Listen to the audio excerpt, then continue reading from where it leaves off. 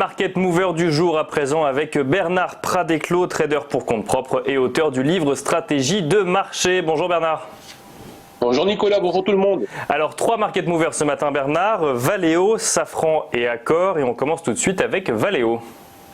Exactement, donc ce matin Valeo ouvre en hausse légèrement supérieure à 4%, donc une hausse sérieuse. Et en fait, Valeo, depuis le début de la crise, donc a connu quand même une chute plus que significative, de plus de 70%. Mais depuis, la valeur a pratiquement doublé sur ses points bas. Donc on est vraiment dans une période vraiment extraordinaire. Mais en fait, c'est le charme d'Ondémat, c'est qu'elle n'a retracé, en dépit de ce doublement de ses points bas, que de 38%. Je vous laisse réfléchir à tout ça.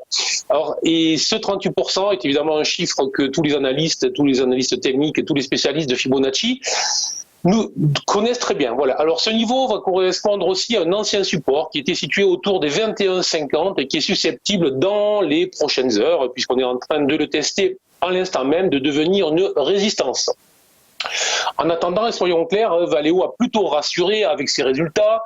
Donc la valeur nous a annoncé un recul de 8% de ses ventes au premier trimestre, mais elle a surtout donc annoncé une reprise en cours pour le deuxième trimestre, donc plutôt optimiste si l'on peut dire. Voilà.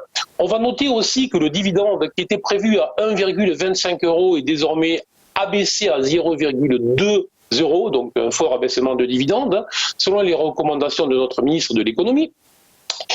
Et bon, je vais rester quand même assez circonspect sur la valeur en dépit de ce rebond de près de 100%.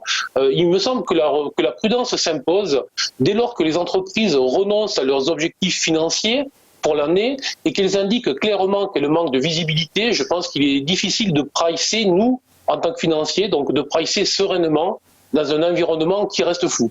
Donc voilà, je vois le rebond, j'ai vu la baisse, mais pour le moment, on va dire qu'on va rester à l'écart, on va surveiller tout ça, et ce n'est peut-être pas le moment de se précipiter après plus de 100% de hausse.